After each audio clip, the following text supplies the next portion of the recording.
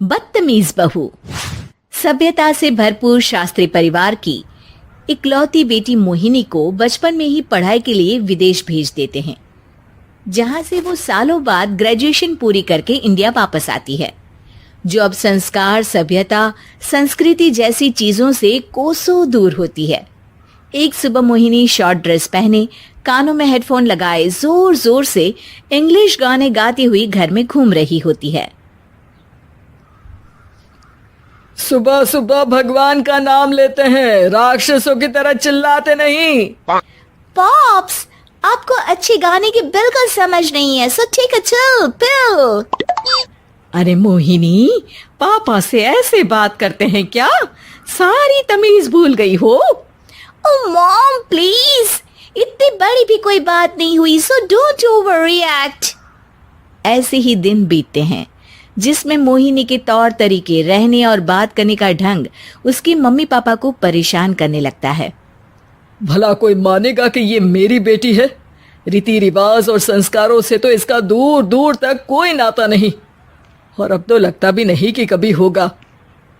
अरे ऐसे कैसे नहीं होगा? लड़कियां सारे नखरे अपने माँ बाप को ही दिखाती है।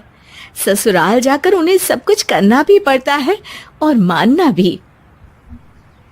पत्नी की बात शास्त्री जी समझ जाते हैं और कुछ ही दिनों में अपने से भी ज्यादा धार्मिक परिवार में निखिल के साथ मोहिनी का रिश्ता पक्का कर देते हैं। रिश्ता तो पक्का कर दिया, पर यहाँ मोहिनी को कैसे मनाएंगे? शादी ब्याह के मामले में आटे में नमक जितना झूठ तो चलता है जी। इसी तरह एक के बाद एक तिकड़म लगाते हुए दोनों मिलकर मोहिनी को शादी के लिए तैयार कर लेते हैं और मोहिनी निखिल की शादी हो जाती है, जिसके अगले दिन से ही मोहिनी दोबारा अपने पूरे अवतार में शॉर्ट ड्रेस पहनकर घर में घूमने लगती है। बहू को ऐसे देख सास की आंखें फटी की फटी रह जाती हैं।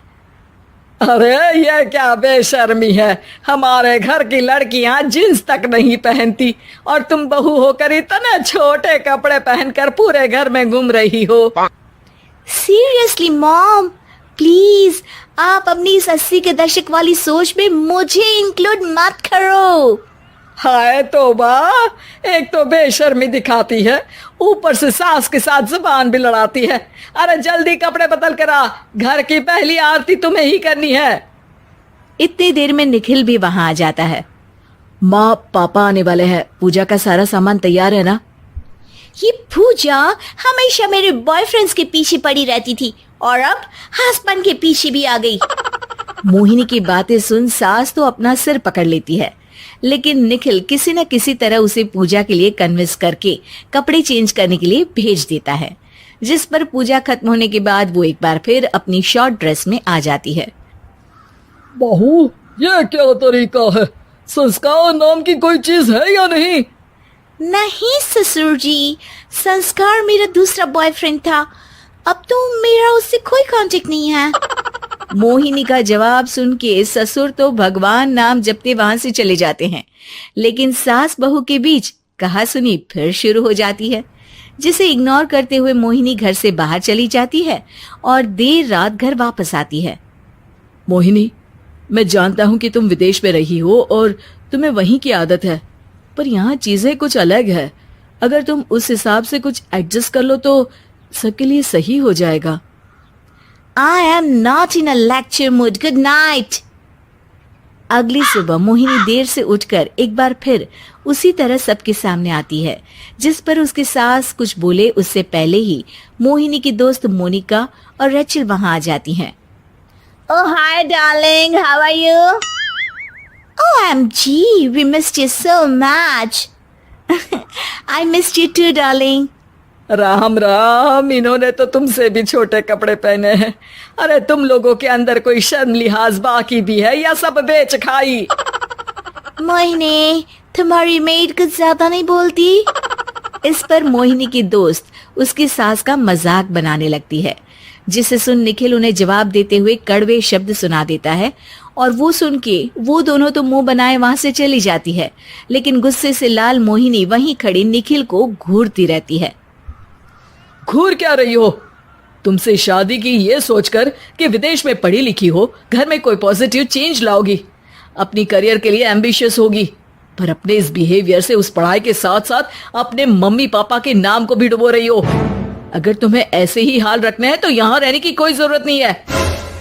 निखिल की बातें सुनकर मोहिनी रोते हुए घर छोड़कर अपनी मम्मी पापा के पास वापस आ जाती है। ससुराल में सब कुछ ठीक तो है? वो अपने आप को समझते क्या है? मोहिनी पर चिल्ला रहे हैं? मैं क्यों उसके इशारों पर चलूं? मैं अपनी लाइफ अपने तरीके से जीना चाहती हूँ और वो ना आप लोगों को मंजूर था और ना ही उन्हें है। तुम यहाँ नहीं रह सकती। अपने पापा की बात सुन के मोहिनी हैरान रह जाती है। हाँ, तुमने बिल्कुल सही सुना। अगर तुम्हें अपने इस घमंड, बेशर्मी और बदतमीजी में ही जीना है तो तुम यहाँ भी नहीं रह सकती। बेटी, मैं मानता हूँ हमारे यहाँ रीति रिवाज बहुत मायने रखते हैं और हमने उन्हीं के ओवरडोज से बचाने के लिए तुम्हें विदेश भेजा था। एक लड़की जो शादी करके घर और बच्चे संभालती है, उससे तुम अपने आप को ज्यादा समझ सको इसके लिए भेजा था। तुम उससे ज्यादा समझो और बनो, पर तुम तो किसी दूसरी ही ट्रेन में चढ़ गई बेटा। उसके मम्मी पापा बहुत देर तक मोहिनी को सारी बातें समझाते हैं, जिन्हें सुनकर मोहिनी को अपनी गलती का एहसास होता है। वो जॉब ज्वाइन कर लेती है और ससुराल वापस आकर उन्हें मॉडर्न बनाती है और खुद भी कुछ रिवाज सीखते हुए खुशी से रहने लगती है।